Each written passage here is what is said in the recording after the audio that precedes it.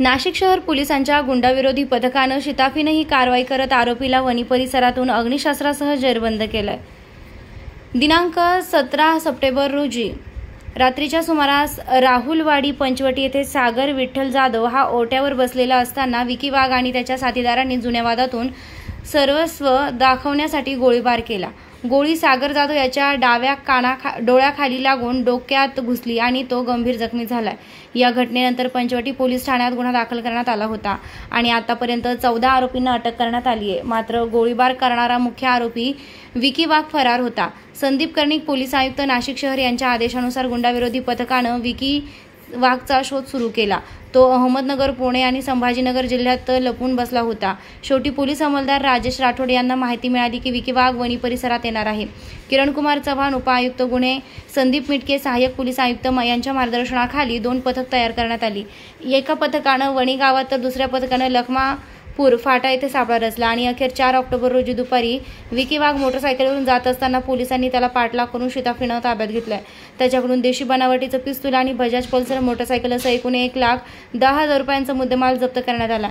आरोपीस पुढील चौकशीसाठी पंचवटी पोलीस ठाण्यात सुपूर्द करण्यात आले। ही कारवाई गुंडाविरोधी पथकाचे सहाय्यक पोलीस निरीक्षक ज्ञानेश्वर मोहिते यांच्या नेतृत्वाखाली मलंग गुंजाळ, विजय सूर्यवंशी, सुनील आडके, प्रदीप ठाकरे, अक्षय गांगुर्डे, गणेश भागवत, राजेश राठोड, कल्पेश जाधव, घनश्याम महाले, दयानंद सोनवणे आणि सुनीता कवडे यांनी संयुक्तिकरित्या पार पाडली आहे।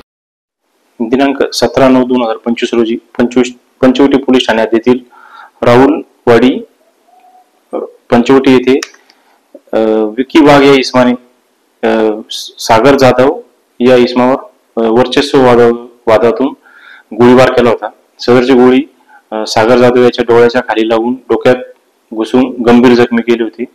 म्हणून फिर्यादी नामे योगेश माधव वाघमारे याच्या फिर्यादीवरून पंचवटी पोलीस ठाणे येथे 444/2025 BNS कलम 109-55 3-5 सह भारतीय हत्यार कायदा 3-5 व महाराष्ट्र पोलीस कायदा 135 प्रमाणे गुन्हा दाखल केला होता।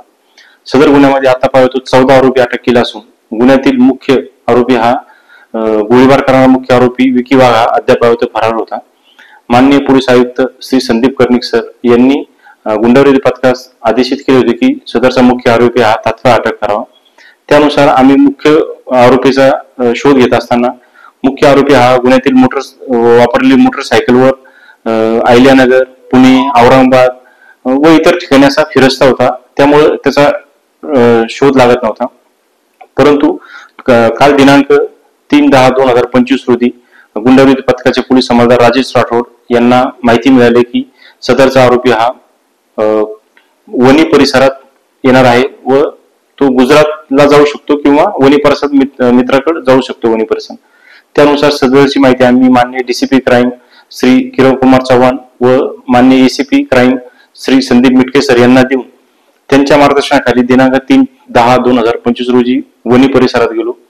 सदर ठिकाणी आम्ही 2 पथके तयार केली। एक पथक श्रेणी PSI गुंजाळ यांच्या नियंत्रणाखाली वणी गावात ठेवलं आणि एक पथक माझ्यासोबत लखमापूर फाटा या ठिकाणी आम्ही होतो। सदर आम्ही रात्री व आज दुपारपर्यंतही त्या ठिकाणी दुपारी आम्हास एक मोटरसायकलवर एक जोरात जाताना इसम दिसला व तो इसम हा विकी वाघ असल्याची आमची खात्री झाली। त्यानुसार माझ्यासोबत असणारे पोलीस अंमलदार प्रदीप ठाकरे, विजय सूर्यवंशी, राजेश राठोड, अक्षय गांगुर्डे, गणेश भागवत, कल्पेश जाधव अशांनी आम्ही आमच्या सरकारी वाहनाने त्याचा पाठलाग करून कुशिंबी गाव या ठिकाणी एक चौफुली रस्ता असतो त्या ठिकाणी आम्ही त्यास अडवले, त्यास ताब्यात घेतले। त्याच्या ताब्यातून त्याची motorcycle Bajaj Pulsar MH15 JR 8219 व त्यांनी गुन्ह्यात वापरलेले देशी बनावटीचे पिस्टल की ज्यामध्ये त्यांनी 2 गोळ्या फायर केल्या होत्या ते हत्यार आम्ही त्याच्याकडून पंचनामा करून जप्त केले। असे एकूण 1,10,000 रुपयाचा मुद्देमाल आम्ही जमा केला। वणी पोलीस स्टेशनला नोंद करून त्याला नाशिक येथे आणून पुढील तपास कामी ही पंचवटी पोलीस ठाणे यांच्या ताब्यात देण्यात आले आहे।